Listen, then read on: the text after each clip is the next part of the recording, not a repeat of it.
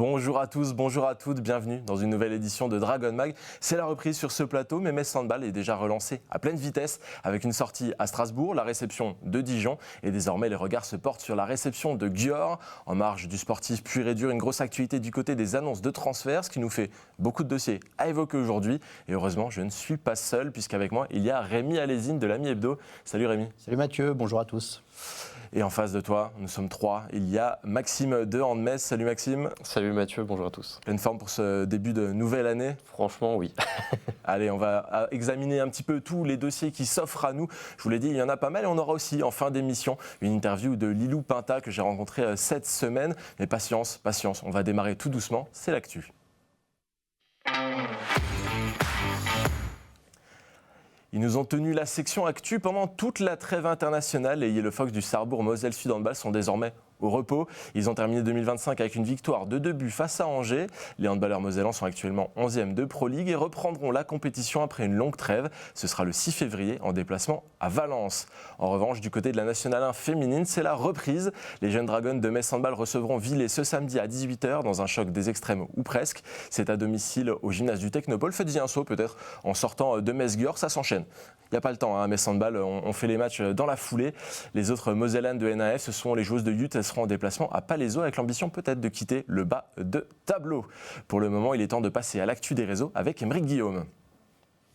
3, 2, 1, bonne année dans l'actu des réseaux! On se fait la bise? Non? Bon, on repart tout de suite sur un pêle-mêle de ce qu'il s'est passé ces dernières semaines sur mon téléphone cellulaire. On démarre avec la petite saveur d'un premier Noël en famille partagé par Chloé Valentini. Si c'est pas mignon ça, du côté de Petra Vamos, ambiance différente avec un entraînement qui ne s'arrête jamais. En parlant d'entraînement, il y a eu la reprise de Laura Glauser après son opération. Le degré d'intensité ne coïncide pas avec les huîtres que je me suis envoyé au petit-déj moi. J'ai pris un peu de poids d'ailleurs et je me demande si Cléopâtre d'Arleux n'en a pas fait de même, à moins qu'il y ait une subtilité qui m'échappe. La période de la fin d'année, c'est aussi le moment des flashbacks. Regardez-moi Petra et Tira sur cette photo, moi ça me donne le sourire. Ce qui donne le sourire, c'est aussi la fierté d'une coach avec Nina Kanto qui a salué la signature en pro d'Ivana Tangana.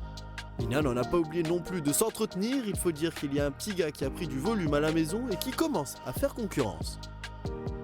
Sarah Boukit a profité de la coupure pour aller au pays des rêves. Ah mais je reconnais ça, c'est le MVM Dome de Budapest ça non? Depuis il y a eu la reprise et on a pu retrouver les Dragon Girls autour d'un match de Metz Handball. Mais celle qui a l'état d'esprit le plus fou de cette collection, c'est Alison Pinault qui n'a pas attendu la neige en France pour aller surfer. Je veux la même retraite moi hein. Bon allez, on se quitte avec un petit feu d'artifice et n'oubliez pas, à la semaine prochaine. Merci Émeric pour cette actualité des réseaux qui a été très riche pendant les vacances. Alors c'était aussi sur les réseaux, c'est l'annonce du recrutement de Christina Jorgensen concoctée par Metz Handball avec dans le rôle principal Thierry Weisman. Ça en a fait rire plus d'un, moi y compris.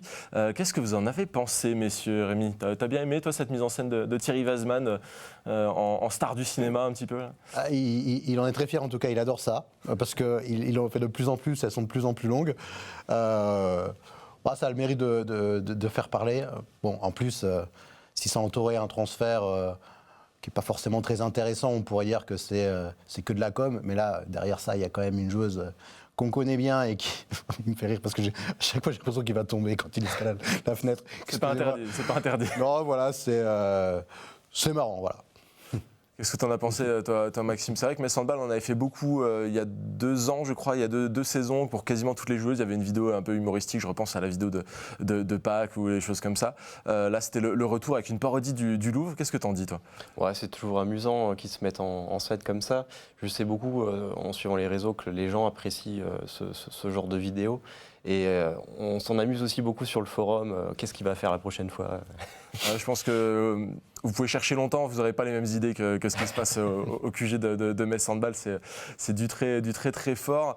En tout cas, nous, on va reparler des transferts et de l'actualité, notamment de ce recrutement de Christina Jorgensen. C'est le plus gros morceau de cette émission. On va sortir le paraffeur, il est très bien rempli. Lundi, pour souhaiter les bons vœux à tout le monde, Metz Handball a organisé une conférence de presse de plus d'1 heure pour dévoiler quasiment tout ce qu'il y a à savoir sur l'effectif de la saison 2026-2027. On va démarrer forcément avec une des annonces majeures, c'est celle de la prolongation d'Emmanuel Mayonade. Elle conditionne probablement tout le reste, le projet sportif dans sa globalité. Il sera sur le banc messin pour une 11e saison. Rémi, qu'est-ce que ça t'inspire, toi, cette prolongation, une nouvelle fois, d'Emmanuel Mayonade? C'est certainement chaque année, soit en décembre, soit en janvier, l'événement le plus important en fait en ce qui concerne ce club-là. Parce que j'ai lu beaucoup de choses, je vais faire le raccord, vous allez voir, je ne pars pas dans tous les sens, mais on a le temps, fais-toi plaisir. Le départ de Sarah, qui est infiniment triste humainement, qui est une énorme perte sportive, mais c'est une page qui se tourne et on en a déjà tourné des pages comme ça. Grâce à Adi, il y avait aussi le côté affectif, le côté où elle s'était rendue essentielle dans le collectif. Je pense à Laura Gloser, Amandine Leno, enfin on peut en trouver d'autres. Si Emmanuel Mayonade devait partir de Metz Handball, il le fera, on sera devant un séisme. Parce que là, il faudra reconstruire quelque chose qui a été infiniment extraordinaire à construire. Et j'ai réfléchi et je me suis dit, ça fait quand même presque une décennie que le Brest-Bretagne Handball a des moyens qui sont supérieurs à Metz Handball et n'arrive pas à prendre le dessus. Alors c'est arrivé une saison, mais on voit que sur la durée, c'est toujours Metz Handball qui est devant, c'est toujours Metz Handball qui va plus loin en Ligue des Champions. Brest a attiré d'énormes joueuses et il y a 2 vecteurs qui font que Metz Handball est infiniment supérieur. Le centre de formation de Metz Handball, et Manu Mayonade en est également responsable, et la stabilité du coach. Parce qu'on a l'impression qu'à Brest, et ça se confirme encore cette année, on n'arrive pas à garder un coach, aussi bon soit-il, parce que Raphaël Tervel est un excellent coach, sur le long terme. Autre parallèle avec le rugby. Une autre équipe qui domine le sport français dans sa globalité et sur la durée, c'est le Stade Toulousain. Ça me fait plaisir que tu parles du Stade Toulousain. Non, mais Guy Novès, il y a eu une dynastie remplacée par Hugo Mola, qui n'est pas là depuis 2 semaines non plus. Donc il y a une durabilité. Et à Metz Handball, on a la chance d'avoir ce gars-là qui maintenant, alors vous savez que je suis très amoureux de l'histoire de ce club et que j'aime pas faire des hiérarchies, enfin en tout cas j'aime pas que les hiérarchies de 2025 évacuent tout ce qui s'est passé avant. Mais on est obligé de constater qu'aujourd'hui, alors Olivier Krumbholz, Bertrand François ont écrit des pages infiniment glorieuses de ce club-là. Olivier Krumbholz, c'est le premier titre et la première décennie des années 90. C'est le fondateur dans une certaine manière. Mais ce que fait Emmanuel Mayonade, la façon dont il l'a fait progresser et dont il arrive à se relever à chaque fois de joueuses majeures qui partent, de rebâtir des effectifs. Voilà, donc cette signature, le jour où elle ne sera pas en bas du contrat en décembre ou en janvier, on pourra parler d'une page qui se tourne et je me ferai énormément de soucis. Bien sûr qu'il y a d'autres coachs sur la suite du club. Là, moi, dès l'instant où lui, il reste, même si Sarah part, même si d'autres joueuses majeures quittent le navire, je ne suis pas inquiet du tout. C'est vrai qu'on a le maillot des 60 ans qui est juste là. Sur l'histoire de 60 ans de Metz Handball, un coach qui fait 10 saisons, plus de 10 saisons, forcément ça pèse quelque chose. C'est lui qui est le recordman des trophées, des victoires remportées avec le club, ça pèse forcément quelque chose. Et je dois dire que l'année dernière, au moment de sa prolongation, je faisais peut-être partie de ceux qui se disaient c'est peut-être la dernière parce qu'il avait marqué pas mal d'ombre au tableau. Il avait parlé de la lassitude de reconstruire l'effectif à chaque fois, de toujours revenir à l'entraînement, de remettre tout en route chaque année, de chercher une victoire en Ligue des Champions et puis d'échouer peut-être dans les dernières lignes. Et malgré tout, il a su remettre un petit peu les choses à l'endroit et je le trouve beaucoup plus positif. Maxime, on l'a vu sur ce plateau juste avant la coupure cet hiver.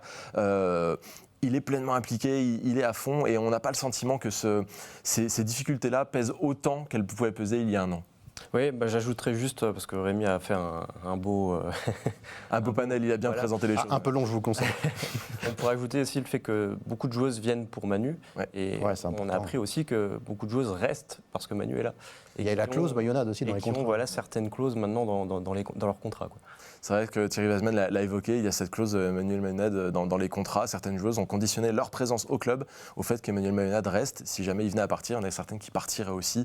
Alors après, il y a toujours une petite part de folklore entre guillemets là-dedans, parce que si on leur dit attention, Emmanuel Mayonade part, mais on te ramène X ou Y coach avec un palmarès et un niveau international très élevé, peut-être qu'elles resteront malgré tout, mais c'est vrai que c'est quand même conditionné à ça. Ça dit quelque chose de l'importance qu'il a dans ce projet sportif qu'incarne Metz Handball ces dernières années. Et en tout cas vers l'avenir, parce qu'on le sent quand même, malgré le fait qu'il prolonge d'une année à chaque fois, il est tourné vers l'avenir, Emmanuel Mayonnaud, et c'est ça aussi qui est intéressant.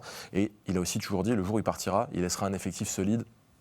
Personnellement, je ne m'inquiète pas trop là-dessus, parce que chaque année, il parvient à nous trouver quelque chose de costaud.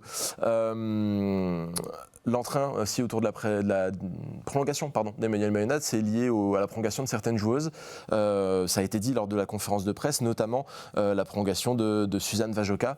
Thierry Weisman a évoqué le fait que il pensait peut-être la perdre parce que le retour de Clémentini allait lui coûter du temps de jeu, que ça allait peut-être être difficile de créer cette alchimie à deux. Malgré tout, Suzanne Vajoka a fait le choix d'activer une option et de rester à Metz Handball la saison prochaine. C'est une excellente nouvelle, ça aussi, Maxime. C'est une excellente nouvelle puisque l'année prochaine, on aura franchement 2 ailières de qualité vraiment exceptionnelle. Ouais, il y a un poste, on ne s'inquiète pas trop, celui-là, c'est OK. Ah, c'est clair. Et honnêtement, je trouve qu'elle s'est un peu plus révélée.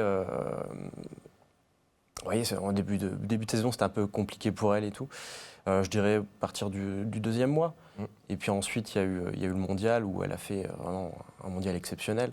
C'est vraiment super pour le club qu'elle continue. Et on voit que là, dans la répartition des temps de jeu depuis le retour de Clémentini, on va revenir dessus, mais la répartition est plutôt OK. Et Clémentini, elle sait qu'elle a encore une marge de progression, et Suzanne va avoir son mot à dire aussi. L'avantage, c'est qu'elles vont toutes les deux se pousser vers le haut pour... Clairement, c'est ce genre d'équilibre-là. Les deux sont aussi en équipe de France, en tout cas vont l'être en équipe de France simultanément, c'est quasiment certain, même s'il y a aussi Niana Dury qu'il va falloir peut-être ne pas écarter dans ce dispositif. Avoir le danger, il y a un petit danger quand même. On est sur un poste où Manu Mayonnaud n'a pas eu l'habitude d'avoir cette configuration-là. Oui. Il y a depuis des années une hiérarchie très claire, qui est due à l'expérience, qui est due aux qualités des joueuses. Là, on est sur une Suzanne Vajoka qui a pris une immense épaisseur, et très rapidement. Et le mondial l'a prouvé. Et on est sur une Chloé Valentini qui, si elle est au top, et vu l'intensité qu'elle met et le sérieux qu'elle met depuis le début de sa carrière, je n'ai pas de doute qu'elle y reviendra, et peut-être la meilleure à son poste. Alors, on en trouvera d'autres, mais elle est très forte. J'ai pas peur que ce soit un problème, mais c'est quelque chose qu'il va falloir prendre en compte. On ne gérera pas ce poste comme on pouvait le gérer avant. Et j'imagine, c'est une question que j'ai posée aussi en conférence de presse, qu'il y a eu des discussions avec les deux joueuses. Oui. En expliquant à Chloé qu'elle ne va pas connaître le contexte qu'elle connaissait depuis quelques saisons, et en expliquant à Suzanne Vajoka, malgré ta progression, tu seras quand même potentiellement barré par une joueuse qui, si elle revient au top, est une joueuse incontournable. Donc, ne pas sous-estimer non plus la complexité que peut avoir d'avoir deux joueuses de cette importance à l'aile. Parce que j'en ai parlé à la conférence de presse, et il n'y a pas de questions, enfin il y a des questions-réponses, mais il n'y a pas forcément de débat. Et Thierry Weisman m'a dit très justement qu'à un moment, il y avait Olenovic et Paul Baudouin à ce poste-là. Oui, mais ça a posé des problèmes, parce que Paul Baudouin n'était pas quelqu'un qui était très enclin à partager le temps de jeu. Elle était meilleure buteuse du championnat, elle avait un énorme statut à l'époque, mais ça a causé aussi des problèmes dans le vestiaire de Metz Handball. Donc je ne dis pas qu'on a les tempéraments là aujourd'hui, mais je dis qu'il faut faire attention quand même. Ouais, c'est vrai ce que tu dis sur le fait qu'on n'a pas eu l'habitude les dernières années d'avoir cette densité-là à ce poste. Ouais. Metz Handball avait même fait le choix, entre guillemets, et avec des grands guillemets, de dégraisser sur les ailes en prenant des joueuses sorties du centre de formation avec un premier contrat pro, ou en tout cas un système un petit peu hybride, pour avoir des masses salariales un petit peu plus faibles et pouvoir miser sur des joueuses de champ. Et un choix avait été très clair avec Laura Canor. Le départ de Laura Canor, c'est un choix très clair dans la hiérarchie, pour ne pas avoir d'embouteillage à ce poste-là aussi. Ce qui n'a pas empêché que ça fonctionne aussi, puisqu'on a vu des joueuses se montrer et aller de l'avant. Mais c'est vrai que là, avoir deux joueuses de cette stature-là, ça peut avoir des répercussions un petit peu particulières. On va voir comment ce sera géré. Cette confirmation aussi du retour de Clémentini et du fait que Suzanne Vajoka reste, ça a aussi acté le départ de Laura Godard. C'était induit dès le début, dès sa signature, qu'elle serait là pour 6 mois, ou en tout cas jusqu'au mois de décembre. Désormais, c'est officiel, le fait qu'elle ne sera plus dans l'effectif. Malgré tout, on peut juger, Maxime, que à chaque fois qu'on a pu faire appel à elle à Metz Handball, elle n'a pas démérité Laura. Elle a fait un bon boulot pour cette pige, entre guillemets, avec les Dragons. Oui, honnêtement, je pense que le club savait ce qu'il faisait, et honnêtement, ils ne se sont pas trompés. Les stats parlent d'elles-mêmes, 19 pour 23. Bon, forcément, il n'y a pas eu énormément de matchs. Pour 83% de réussite, c'est quand même très très correct, quoi. Ouais, j'ai le souvenir d'un ou deux matchs où elle a pu jouer une demi-heure parce que le match le permettait. Ça lui a aussi donné du temps de jeu, etc. Et c'est une bonne manière aussi pour elle de revenir aux affaires parce qu'elle avait coupé avant ça. Donc pour une joueuse qui avait coupé pour laisser place à la grossesse, la naissance de son enfant et pour s'en occuper, revenir sur les terrains de cette manière-là, elle a plutôt fait le travail. Ça a eu l'air d'être très bien géré de la part de Metz Handball et de J'espère qu'elle ne sera pas oubliée en cas de festivité en fin de saison, de gros succès, et qu'on n'oubliera pas qu'elle a participé à cette saison et qu'elle l'a fait de manière très sérieuse et dans un rôle qui est un peu ingrat quand même, parce que le rôle on te prend sur 6 mois à la moitié de la saison, alors c'est la concurrence et c'est le sport de très haut niveau, mais j'espère que si par bonheur il y a une médaille en Ligue des Champions, qu'on n'oubliera pas quand même le rôle que Laura a joué dans ce début de saison. Oui, et à minima, si on connaît les festivités de fin de saison, titre ou pas titre, on verra ça plus tard, mais en tout cas, les au revoir aux joueuses. Oui, qu'elle aura son bouquet de fleurs. Qu'on prenne quelques petites minutes pour la saluer, parce qu'effectivement, elle a fait partie de l'aventure de cette saison, et ça a peut-être aussi aidé Suzanne Vajoka, qui a connu ces 2 premiers mois, comme on a dit, un petit peu d'adaptation. Et ben, je pense que d'avoir Laura Godard à côté, ça a pu aussi aider à tout cela. On passe à notre dossier suivant, Rémi, c'est une annonce qui a pu surprendre, parce qu'on ne l'attendait pas de cette manière-là, c'est Petra Vamos, qu'on nous a présenté comme restant la saison prochaine, presque comme un nouveau recrutement, alors qu'en réalité on nous l'avait annoncé comme sous contrat pour 3 ans, donc incluant la saison prochaine. On apprend qu'elle aurait pu partir, qu'elle a eu des négociations, qu'elle a eu des discussions, mais qu'elle a choisi de rester à Metz Handball. Disons qu'on nous apprend surtout à avoir une nouvelle lecture des contrats. Oui. C'est-à-dire qu'en début de saison, en septembre-octobre, quand on regardera les joueuses sous contrat, il faudra qu'on ait à l'esprit que plus rien n'est verrouillé comme ça pouvait l'être avant. Donc on se rend compte que Petra Vamos, les choses n'étaient pas si figées que ça, et qu'il a fallu discuter, la convaincre, et on nous la présente effectivement aujourd'hui comme une nouvelle recrue pour la saison prochaine. C'est une immense satisfaction de la voir rester, parce qu'elle est, j'allais dire, je vais le dire quand même, mais c'est pas un mot qui est élégant pour le jeu. Je veux dire, elle est le meilleur produit de ce que peut apporter un coach comme Emmanuel Maillolade. Non pas qu'une joueuse soit un produit, mais c'est-à-dire qu'elle arrive en étant une joueuse qui est en devenir, et qu'en peu de temps, elle devient une joueuse infiniment importante et d'une énorme dimension. Donc effectivement, que les regards de très gros clubs doivent se porter sur elle, et les contrats assez épais qui vont avec. Donc c'est évidemment, s'il a fallu tracter, et apparemment il a fallu le faire, une immense satisfaction que Metz Handball ait pu le faire, parce que le départ de Sarah, c'est un peu un aveu d'impuissance quand même. C'est-à-dire qu'à un moment donné, le club, malgré un contrat qui a une clause, n'a pas les arguments pour la faire rester. Donc on peut se dire, il ne l'aura plus dès l'instant qu'une joueuse sera bankable. Petra Vamos est très bankable, et le club a eu les arguments pour pouvoir la faire rester. Donc ça me rassure un petit peu. Parce que moi, je vous avoue que le départ de Sarah, au-delà du fait de perdre Sarah Bouktit, me faisait avoir beaucoup de crainte pour l'avenir. Je me suis dit, on entre dans un combat que Metz Handball ne pourra peut-être jamais gagner.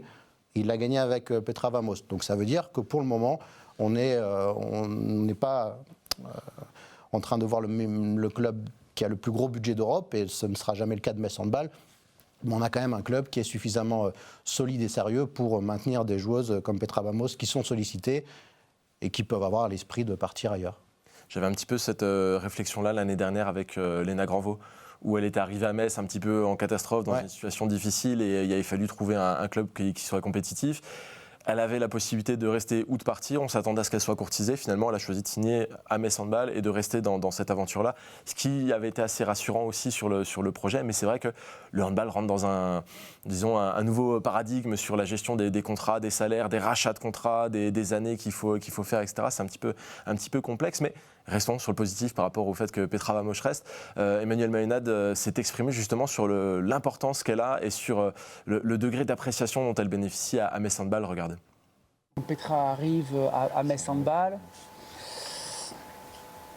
On a envie de lui proposer 3 ans, mais on se dit si elle n'est pas la joueuse qu'on imagine, ou si ça passe mal, il va falloir se la coltiner 3 ans.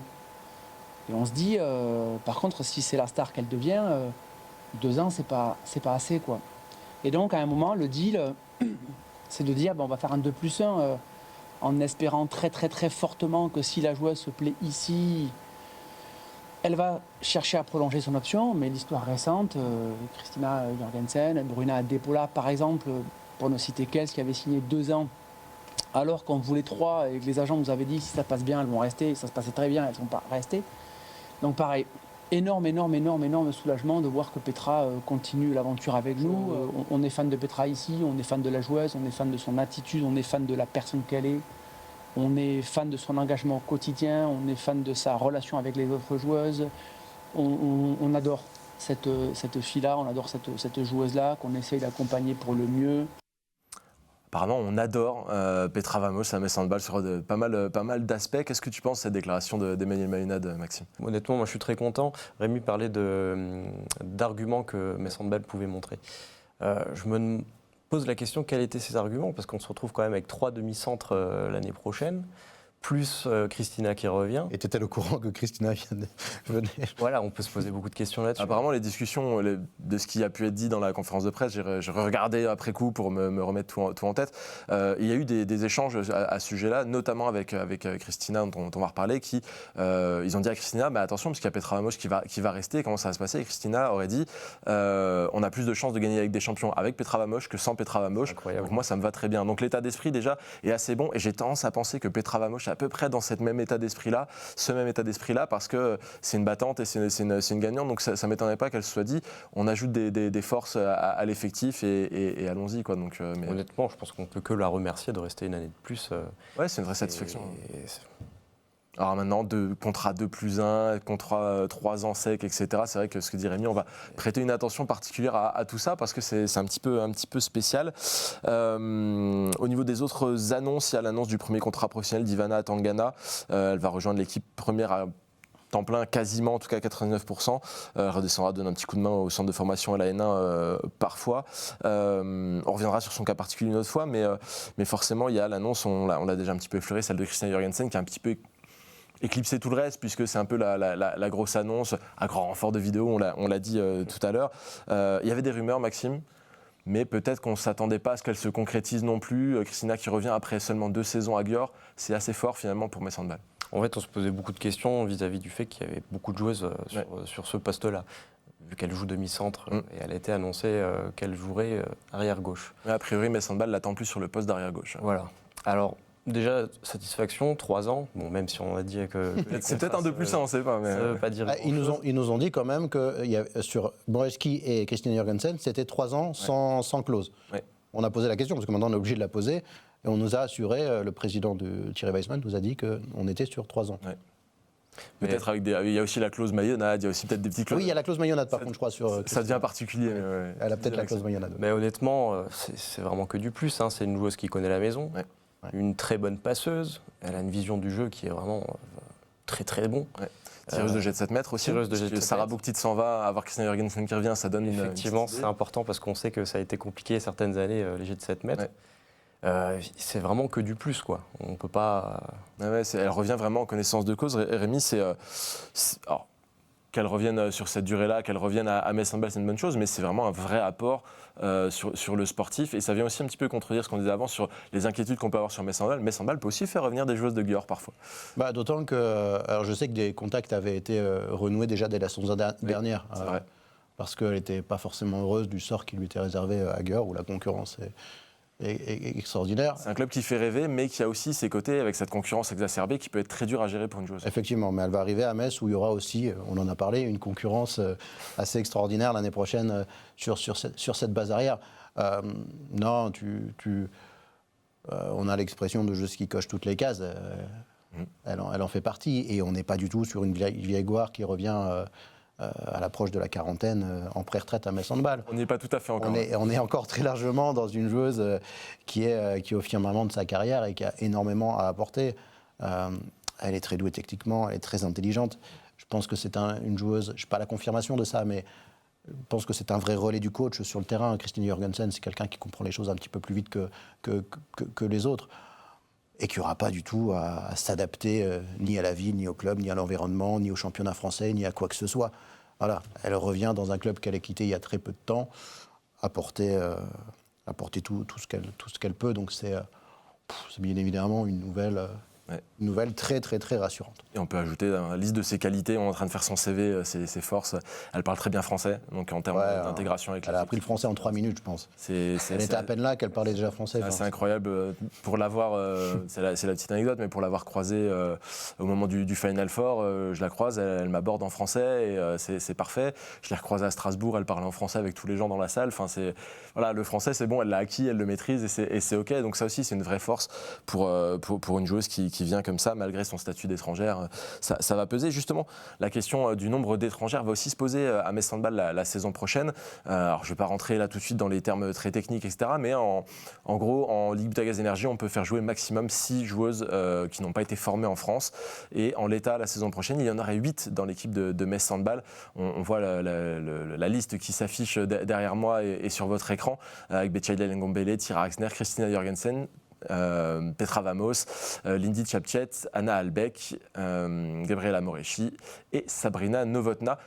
Ça fait un peu trop de monde, ça va poser un problème, ça veut dire qu'il faudra faire le choix de laisser des joueuses sur le banc lors des matchs de championnat, ou alors ça peut aussi laisser présager à ce qu'on choisisse de faire un départ. Dans cette liste, je n'ai pas intégré Xenia Smith, dont le maintien à Metz Handball, normalement, ne fait plus beaucoup d'illusions. Il y a vraiment des rumeurs très insistantes vers Odense. Et manifestement, il n'y a plus forcément de place, puisque si Christina Jorgensen joue à gauche, ça ne fait plus grand-chose. Donc Rémi, qu'est-ce que ça t'évoque, toi, ce nombre de joueuses étrangères qu'on ne pourra pas honorer en Ligue Butagaz Énergie en l'état? Alors, l'effet bénéfique, c'est que ça laissera de la place aussi pour faire appel à des joueuses du centre de formation qui pourront s'aguerrir en LBE. Peut-être à commencer par Ivana Tangana, justement. Absolument. Alors, c'est comme ça, mais moi je trouve dommage que les 2 gardiennes que tu es obligatoirement obligé de les mettre sur la feuille de match. Tu pourras prendre une jeune, mais bon, il y aura que 2 gardiennes confirmées à ce niveau-là. Ce sont des joueuses qui cochent des places dans ce règlement-là. C'est peut-être ce que je trouve un petit peu dommage. Maintenant, si il y a on Catherine veut... Gabriel dans l'effectif. Oui. Virtuellement pour la saison prochaine. Vous pouvez y croire ou pas, on a déjà du mal à lui trouver une place et c'est assez malheureux cette saison, donc j'imagine que l'année prochaine, et j'espère pour elle que l'année prochaine, elle trouvera un environnement, je ne pense pas que ce sera Metz Handball, qui sera plus apte à accueillir les innombrables qualités qu'elle a, puisque c'est quand même une gardienne de très grande qualité. Donc c'est pas inquiétant, parce que dans l'instant, ce sont toutes des joueuses de très grande qualité. J'espère que ça ne génère pas trop de frustration, par contre. Parce que c'est évidemment que l'enchaînement des matchs, il est diabolique. Évidemment qu'en Ligue des Champions, tu peux te passer de ce règlement-là. Mais toute championne de haut niveau a envie d'enchaîner les matchs et ne veut pas regarder un match depuis la tribune des arènes, aussi confortable soit-elle. Voilà. Donc j'espère que ce sera une problématique à gérer et qu'elle sera gérée avec intelligence. Maxime, c'est le moment handball fiction justement sur cette liste de joueuses étrangères. Imaginons que Metz Handball fasse le choix de se passer d'une de ces joueuses pour la saison prochaine afin de réduire son nombre d'étrangères.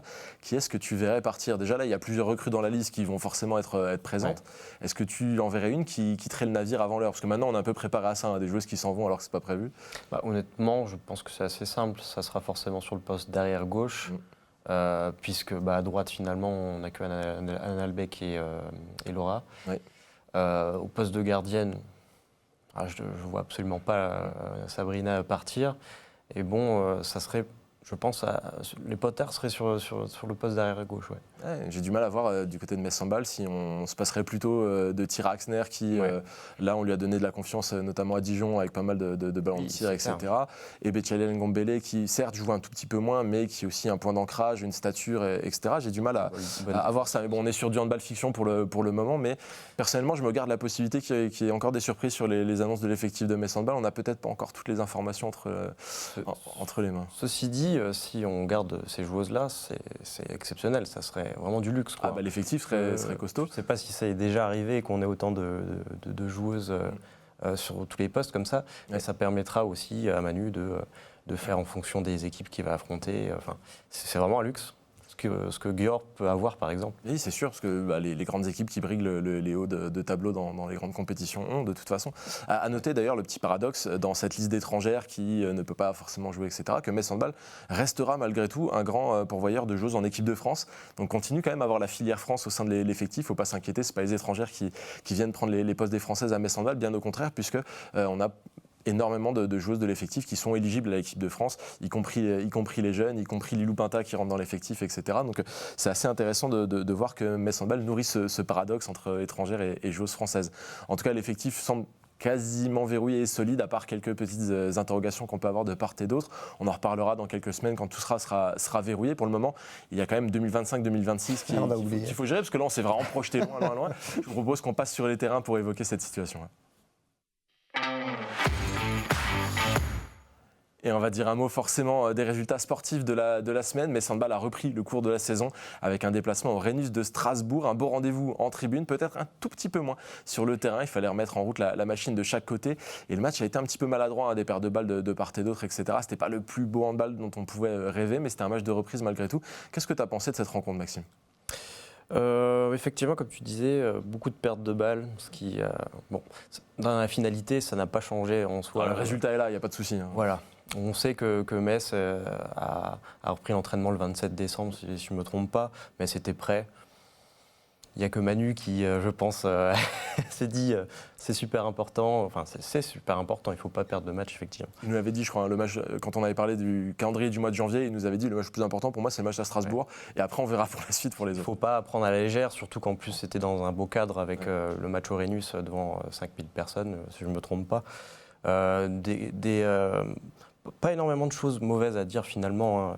Moi, je note surtout que Léna Granvaux continue encore son ascendance à ce poste-là, au détriment peut-être un peu de Petra, qui, je trouve, cette saison a peut-être un peu plus de mal à se montrer.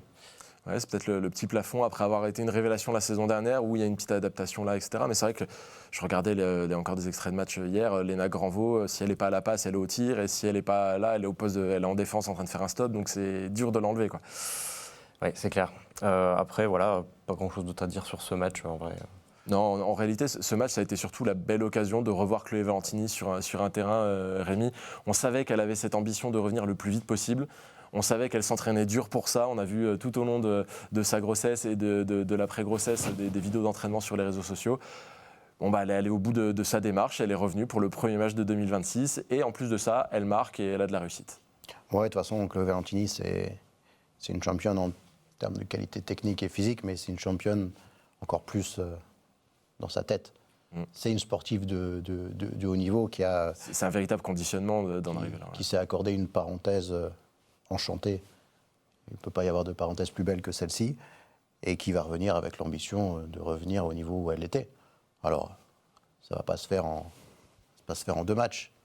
Mais j'ai pas de doute sur cette reprise-là. Et on a vu que sa précision, je crois qu'elle fait à sans faute contre Dijon. Contre Dijon et contre Strasbourg, je crois qu'elle a manqué ou 2. Mais voilà, donc elle en a manqué 1 ou 2. Comme toute l'équipe à Strasbourg, il y a eu des petits couacs.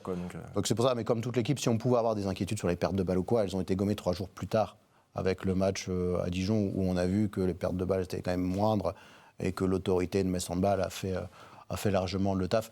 Mais si on refait un focus sur Chloé Valentini, on est très content. Elle avait énormément manqué au club en fin de saison dernière et on ne lui en veut absolument pas. Non. Mais c'est vrai qu'on sait très bien qu'un Final Four avec Laura Flip et Chloé Valentini, on ne connaît pas les résultats d'avance, mais aurait été plus facile à aborder que sans elle. C'est certain. Après, donc le prochain sera plus facile à aborder avec. Peut-être on revient sur le handball fiction, mais ouais, c'est certain. Maintenant, charge à Metz Handball d'y retourner en fin de saison pour qu'on ait plus de certitude. Oui, on n'y est pas encore. Sur ce côté handball. Pas dire qu'on y est, on n'y est pas encore. En tout cas, voilà. Ce match contre Strasbourg qu'on peut présenter avec quelques failles, etc., termine malgré tout avec un plus 14 en faveur de Metz Handball. Donc on ne peut pas vraiment aller chercher des problèmes de ce côté-là. Ça a laissé la place à un match contre la JDA Dijon qui s'est présenté sans la capitaine Sarah Valero et sans Nina Dury, ce qui donne aussi un petit bémol dans tout ça. Il y avait peut-être une volonté aussi, Maxime, de relancer certaines joueuses en manque de temps de jeu du côté de la JDA. Ça a tenu un petit peu en première mi-temps et puis quand Metz Handball a senti l'odeur du sang, l'accélération a fait du mal.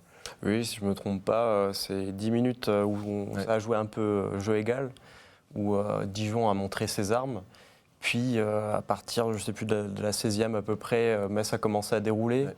Et avec beaucoup de changements aussi. On a vu les demi-centres changer de poste avec les arrières droites.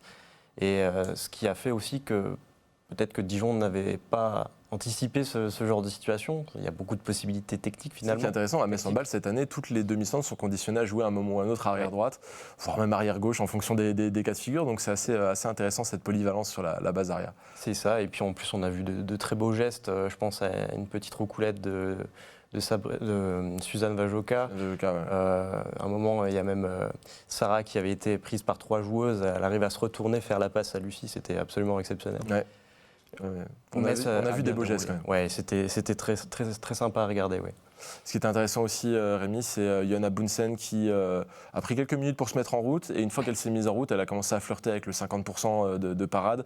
Elle a aussi dégoûté pas mal des ambitions dijonnaises. Cette gardienne-là, quand elle se met vraiment en route, c'est inarrêtable. C'est assez effrayant, même parfois sur certains stops. Oui, c'est vrai, c'est le mot en fait. Parfois c'est effrayant.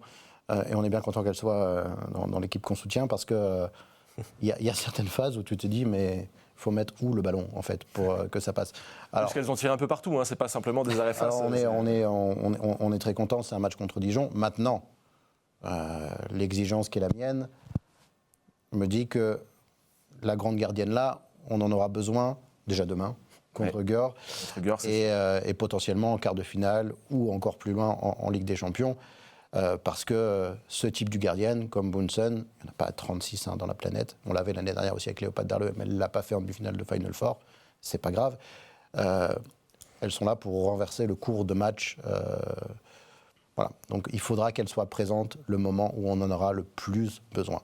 Je ne dis pas qu'on n'en avait pas besoin contre Dijon. On est très content de l'avoir vue, on connaît son potentiel. Mais je jugerai l'apport qu'elle aura donné à cette équipe-là quand les matchs décisifs auront été joués, et j'espère gagner grâce en grande partie à elle. À la mi-temps, j'ai pu échanger avec Chloé Valentini, notamment sur son retour aux arènes, ses premiers buts aux arènes, qui sont un petit peu différents dans la saveur de ce qu'elle a pu faire à Strasbourg, et notamment sur la notion de performance à l'extrême, ou est-ce qu'elle en a encore à prendre surtout du plaisir dans son retour. Écoutez, vous ne serez pas surpris de la réponse. Chloé, forcément, je t'embête un instant, c'est ton retour aux arènes de Metz. Qu'est-ce que tu peux me dire sur les émotions de ce retour et les premiers buts que tu inscris ce soir ? Bonsoir, forcément très heureuse de reprendre ici avec Metz Handball aux arènes. C'est toujours un plaisir de jouer dans cette salle, surtout après autant de temps. C'est quoi le mot d'ordre pour l'instant pour toi ? C'est déjà performance ou c'est avant tout prendre du plaisir et retrouver le terrain ? Vous me connaissez. Bien sûr que j'ai envie de retrouver mon niveau. Je sais qu'il y a encore beaucoup de travail. J'ai aussi envie d'être patiente avec moi-même. Ça fait quand même que 3 mois que j'ai accouché.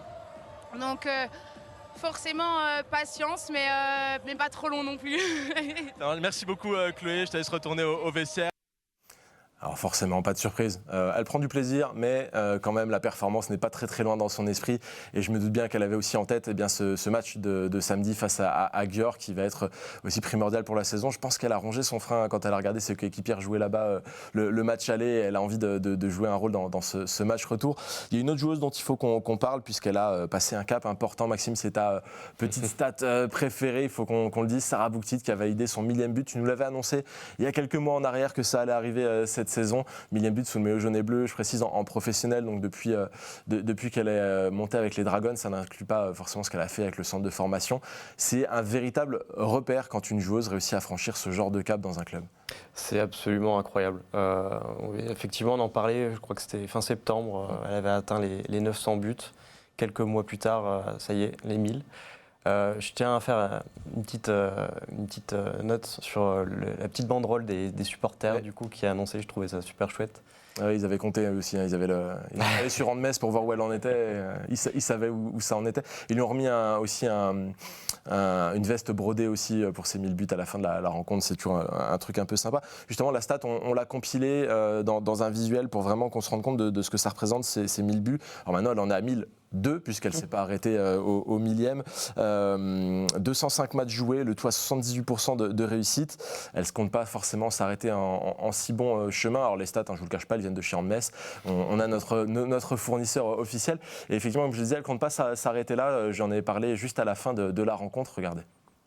Forcément plaisir. Déjà, ça fait plaisir que tout le monde le sache et il prévoit une banderole et tout. C'est touchant, c'est beaucoup d'émotions. Je suis contente parce que ça prouve aussi que ça fait longtemps que je suis là, que j'ai donné beaucoup pour le club. 1000 buts, je pense que c'est pas mal. Mais je ne m'arrêterai pas là. S'il faut aller en chercher 1100, 1200, j'irai le plus loin possible et je continuerai de tout donner. On a bien senti que tu étais parti pour les 1200 là, parce que tu t'es pas arrêté au millième, ça a continué. La prochaine étape, c'est samedi, ça va être un match extrêmement important face à Győr, ici à domicile aux arènes. Là aussi, ça va être une ambiance particulière, il va falloir monter encore d'un cran. Ouais, exactement, c'est forcément pas la même adversité. On sait ce qu'on a fait là-bas, on sait qu'on n'était pas très loin. On a juste raté notre première mi-temps, mais par contre on a su revenir, donc ça prouve qu'on a le niveau. On va le préparer pour le gagner, évidemment, on va tout mettre en œuvre pour ça et on va se donner à 100%. Rémi, qu'est-ce que tu en penses de ce que nous dit Sarah Bouktit sur ce cap qu'elle a passé avec les 1000 buts, son envie d'aller encore plus loin, malgré le fait qu'elle quitte le club, si elle peut en mettre 1002, 1003, elle ira jusqu'au bout des démarches. On a peu de doute que son investissement sera total jusqu'à la fin de. Alors toi peut-être, mais moi j'ai vu quelques commentaires passer où les gens étaient déçus de son départ et étaient assez virulents. Je pense que certains n'ont pas encore compris l'état d'esprit de Sarah Bouktit. Certains doivent comprendre que certains choix ne regardent que les premiers concernés. C'est à elle de choisir le destin qu'elle veut donner à sa carrière sportive et à sa vie de femme. C'est pas un vulgaire internaute qui habite quelque part en Moselle ou ailleurs en France de donner un jugement. Elle avait l'opportunité de quitter Metz Handball après avoir mis 1000 buts et apporté énormément dans l'histoire récente du club pour qu'on respecte la décision qu'elle prend. On peut la regretter et on peut tous trouver que sportivement c'est une immense perte et que humainement c'est une immense perte, mais moi j'en ai un petit peu marre que chacun se permette de juger. Bon, ça c'est une parenthèse un petit peu morale. Je ne veux pas éduquer les gens, mais je veux leur dire que ces femmes-là et ces sportives-là ont le droit de faire leur propre choix et d'écrire leur propre destin. Tu as tout à fait raison. Et j'aimerais juste, alors je ne sais pas si vous l'avez, je vous pose peut-être une colle, moi je ne l'ai pas, la liste des joueuses de Metz Handball qui ont passé les 1000 buts. Et je pense que cette liste de noms-là, ce ne sont que des noms qui ont pesé énormément et très lourd dans l'histoire du club. Donc à l'heure où il faudra lui dire au revoir, on lui dira au revoir, on lui dira surtout un énorme merci. Et ne le faisons pas trop tôt parce qu'elle a encore beaucoup à apporter dans des matchs éminemment importants. Je sais pas, tu l'as Maxime, cette liste des joueuses qui ont passé 1000 buts ou pas? Alors malheureusement non. Je suis désolé, je ne voulais pas mettre une colle, mais... Non, mais en fait, le souci, c'est qu'effectivement, tout ce qui est statistique passé, ça n'a pas été forcément très... Non, mais bien sûr, ouais. Ou alors, je n'ai pas forcément accès à ces stats-là. Ceci dit, je sais que Grasse n'a pas atteint les 1000 buts. Ouais. Et après, pour les joueuses plus anciennes, on peut se dire qu'il y avait aussi moins de matchs, il y avait aussi moins de buts par match. Ah, bien évidemment. Donc, ouais.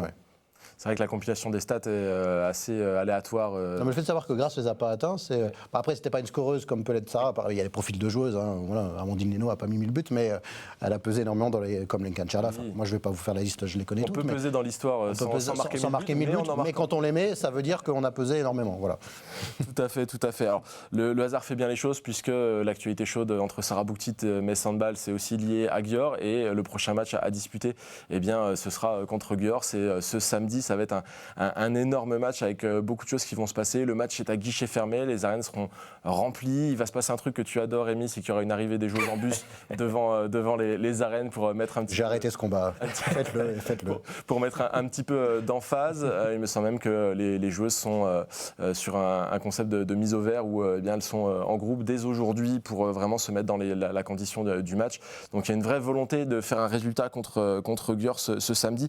Et ce match, on y reviendra bien sûr en long, en large et en travers la semaine prochaine dans Dragon Mag parce que on va le débriefer, c'est vraiment un des matchs les plus importants de l'année.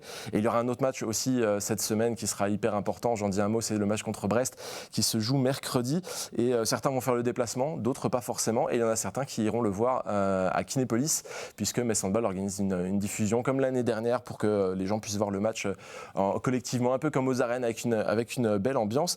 Et je dois vous dire qu'il reste des places, donc il y a encore la possibilité de réserver pour vivre ce moment un petit peu particulier du Brest-Metz Brest-Metz match aller. Je me lance des défis comme ça, si je commence à dire Metz, on est foutu. Mais en tout cas, voilà, et ce mois de janvier qui est dantesque, il y a la possibilité de le vivre aussi de cette manière-là. N'hésitez pas, l'année dernière, c'était un très très bel événement. Et pour le moment, il nous reste une étape dans cette émission, c'est le tête-à-tête.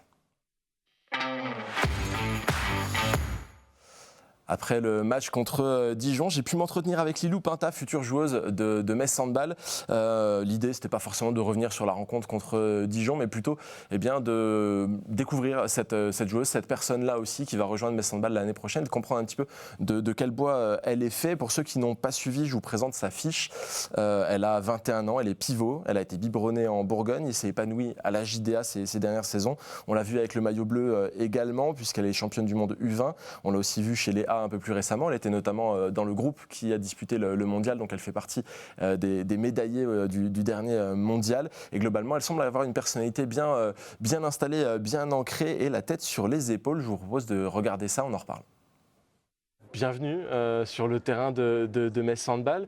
On va faire une petite interview tous les deux, le temps d'apprendre à te connaître un petit peu, ton parcours et puis anticiper ton arrivée forcément à Metz Handball la saison prochaine. Déjà, comment ça va? Parce que tu sors d'un match contre Metz Handball, pas de bobo, tout est OK?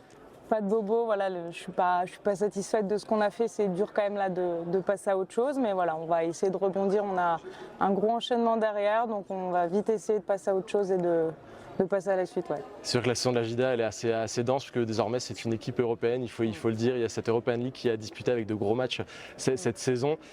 Justement, parle-moi un petit peu de ton éclosion à la JDA Dijon. Ces dernières saisons, elles ont été très denses. Il y a eu un énorme parcours en European League l'année dernière. Comment est-ce que tu te sens dans ce club à l'heure actuelle? Comment est-ce que tu sens ton développement avec cette équipe? Franchement, la JDA, je me suis toujours bien sentie là-bas. Je fais partie des jeunes, mais je ne fais pas partie des jeunes finalement parce qu'on a le même noyau dur depuis quelques saisons maintenant. Donc voilà, je fais partie des leaders de cette équipe et c'est un rôle que j'assume et que auprès des filles, ma parole est entendue, peu importe l'âge, il n'y a pas de problème par rapport à ça. Et comme tu dis, c'est des saisons qui sont longues du coup pour nous. L'année dernière, on a fait un parcours assez exceptionnel pour nous. On n'avait pas d'expérience, on n'avait rien. On s'est battu avec tout ce qu'on avait. On s'est sorti des phases de poule un peu comme un miracle. On s'est battu pour un quart de finale aller-retour et le Final Four, chercher une médaille, c'est historique déjà pour le club et même pour moi. Je sais que dans l'équipe, il y a des filles, elles n'avaient jamais joué un Final Four.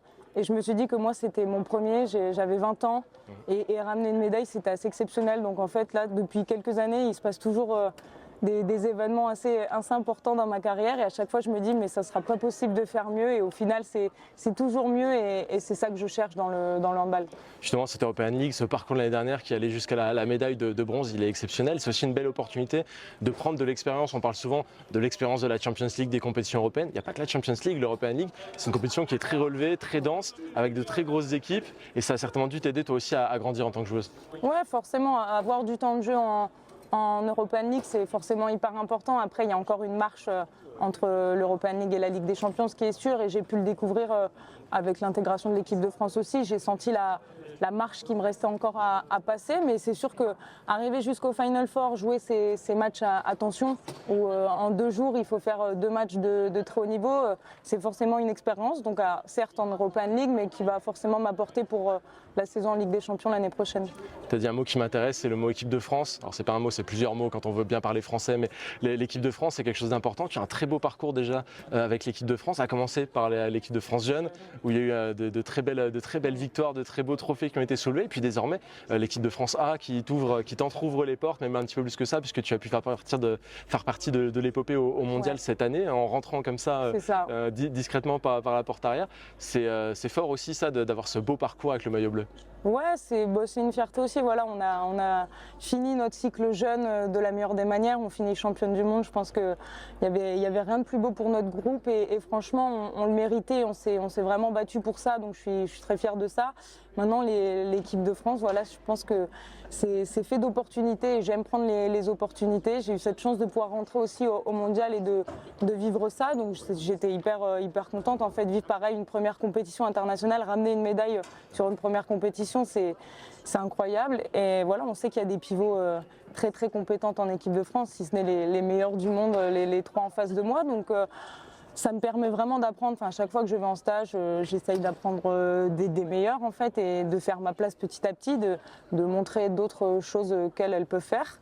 Mais voilà, c'est que du plus pour moi l'équipe de France, que de l'expérience et surtout profiter parce que ça reste quand même l'équipe de France et c'est pas toute une carrière. Du moins j'espère le faire, mais il faut en profiter. Justement, on a évoqué l'équipe de France jeune. Ici à Metz Handball, il y a des joueuses que tu as bien connues en équipe de France jeune. On pense à Lilou Borg, à Manon Erard notamment.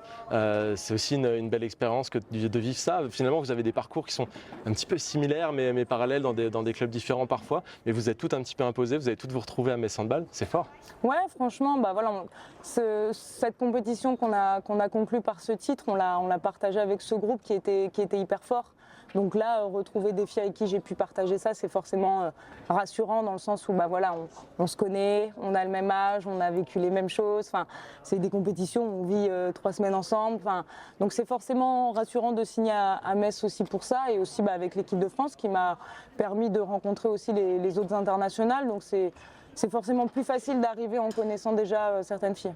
J'en avais parlé avec Lilou Borg il y a quelques semaines. J'avais dit il va falloir trouver une solution. L'année prochaine, 2 Lilou dans l'équipe, il va falloir trouver des surnoms. Elle n'a pas su me répondre. Est-ce que toi, tu as des pistes?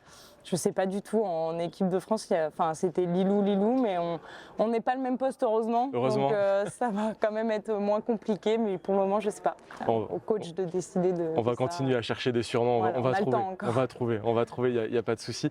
Parle-moi justement de ta signature à Metz Handball. C'est une progression dans ta carrière. On imagine qu'au moment de signer, tu t'attendais peut-être à jouer avec Sarah Bouktit, ça change un tout petit peu là en dernière minute. Malgré tout, tu vas trouver un club qui est au top niveau et qui a des énormes ambitions. J'ai l'impression que ça coïncide un petit peu avec ton caractère et ton envie de progresser. Ouais, c'est ça. De base, j'ai signé en sachant que c'était Sarah avec moi. J'étais très, très contente de ça parce que je pense sincèrement qu'on allait pouvoir se tirer, elle allait plus me tirer vers le haut que moi, mais qu'on allait pouvoir s'apporter et créer un bon duo. Maintenant, je suis très contente de Lindy. On se connaît des équipes de France jeunes. Voilà, on a fait les mondiaux. Sans le savoir, vous vous êtes croisés il y a quelques semaines en European League aussi. On s'est joué contre Bera Bera. À l'époque, c'était pas encore validé. Ça s'est super bien passé. Donc, c'est une fille avec qui je m'entends bien, qui est de mon âge. On va être toutes les deux nouvelles. On ne connaît pas la Ligue des Champions toutes les deux. Donc, je pense qu'on va forcément se tirer vers le haut. Ça promet de beaux défis, en tout cas avec Metz Handball la saison prochaine. On arrive doucement vers la fin de cette interview. Moi, je voudrais te poser une question pour les gens qui ne te connaissent pas du tout, qui voudraient savoir quelque chose sur toi. Qu'est-ce que tu peux nous dire, qu'est-ce que tu peux dire à nos spectateurs sur qui est Lilou Pinta? Elle est dure ta question. Qui est Lilou Pinta dans la vie ou sur un terrain? Parce que D'une manière générale, qu'est-ce qui t'anime, qu'est-ce qui te définit principalement? Je suis une battante qui lâche rien. Je pense que la vie ne nous fait pas forcément de cadeaux et quand elle nous en fait, c'est des opportunités, on en parlait. Donc voilà, je ne lâche jamais rien. Ce n'est pas dans mon caractère de faire ça. Et voilà, le début de ma carrière me l'a montré et je m'accroche sur tout. Je fonce. Je serai toujours là, peu importe ce qui se passe en fait. Je suis pas un peu un soldat, mais si tu me dis de faire ça, je ferai ça. Et j'aime donner mon avis, j'aime partager les choses et c'est pour ça que je suis très heureuse de rejoindre Metz parce que c'est un projet c'est la gagne, les titres, les trophées et c'est toutes les semaines, tous les 3 jours, tous les matchs, il faut répéter. On ne se rend pas compte de la difficulté de gagner tous ces matchs, surtout face à des équipes qui n'ont rien à perdre et qui font leurs meilleurs matchs face à Metz Handball la plupart du temps. Donc j'ai hâte de découvrir ça. Ouais. Ce caractère, tu vas avoir l'occasion de le montrer la saison prochaine avec Metz Handball, mais avant tout avec la JD à Dijon, parce que là il y a déjà un mois de janvier qui est très très dense avec les compétitions en European League, etc. On te souhaite le meilleur dans cette compétition et dans cette suite de saison en attendant de te retrouver ici sur le parquet des arènes. À très bientôt. Merci, à bientôt. Et merci à Lilou Pinta pour sa disponibilité après un match, c'est jamais simple. Et merci à la JD à Dijon qui a rendu cette interview possible. Rémi, je l'avais teasé avant de lancer l'interview. C'est une jeune qui a la tête sur les épaules, qui a l'air d'être déterminée à progresser et à s'imposer. C'est intéressant pour l'avenir de Metz Handball. Ouais, mais c'est intéressant quand on voit la maturité qu'ont ces jeunes joueuses. Je pense à Lilou Borg aussi l'année dernière, qui dans ses premières interviews m'avait aussi bluffé par la maturité et le discours qui n'est pas un discours convenu. Et je suis content aussi que dans cette interview, elle parle de marche à franchir. Il ne faut jamais sous-estimer la marche à franchir quand tu viens d'un bon club de LBE, que tu es une des meilleures joueuses du championnat, mais que d'un seul coup, tu vas te confronter à l'entraînement à quelques-unes des meilleures joueuses du monde, que tu vas devoir aller affronter tous les 3 jours à travers l'Europe les meilleures handballeuses du monde. C'est un cap qui est très compliqué à passer. Alors il y en a beaucoup qui le passent à Metz Handball, mais je suis content parce qu'elle a évoqué le fait qu'elle est consciente. Elle est très consciente qu'elle va devoir s'adapter à ça. Donc c'est très positif. Maxime, l'année prochaine à Metz Handball, 3 championnes du monde U20 dans l'effectif. Pour une vision d'avenir au sein du club, on ne peut pas vraiment faire mieux. Et déjà, cette addition-là de Lilou Pinta, elle peut nous assurer qu'il y aura un côté très compétitif. Oui, le club arrive à attirer du coup ces jeunes joueuses qui ont participé au championnat du monde jeunes. C'est assez marrant que les 3 finalement se retrouvent là. Moi, je suis assez content de son discours parce qu'on voit quelqu'un qui est vraiment très motivé et qui va tout donner. On perd Sarah, qui est pour moi une joueuse qu'on ne peut pas remplacer, mais on récupère derrière 2 jeunes joueuses qui ont énormément de potentiel. Ça va aussi changer, je pense, les tactiques de Manu vis-à-vis de ça. Elle va sans doute évoluer d'une manière différente, puisqu'elle va beaucoup plus jouer forcément. Ce qui n'aurait pas forcément été le cas si Sarah était restée. Elle va peut-être être dans un accélérateur de carrière là. Ouais. Voilà, donc on verra bien comment les 2 joueuses vont matcher ensemble. J'ai franchement hâte de voir ce que ça va donner. Ouais, ça va être un équilibre un petit peu particulier. On retrouvera donc Lilou Pinta en jaune et bleu dès l'été 2026. Elle formera un binôme avec Lindy Tchepchet-Defo, 2 joueuses d'avenir, 2 joueuses sur le papier très complémentaires. On verra ce que ça donnera. Pour le moment, c'est la fin de cette émission. Merci à vous 2 d'avoir été présents avec moi pour débriefer ce gros dossier d'actualité qu'on avait là aujourd'hui. Il y avait un sac de nœuds à démêler. Merci à vous de nous avoir suivis. On se retrouve vendredi prochain avec 2 petits matchs à débriefer. 3 fois rien ces matchs-là. Profitez bien, à très vite.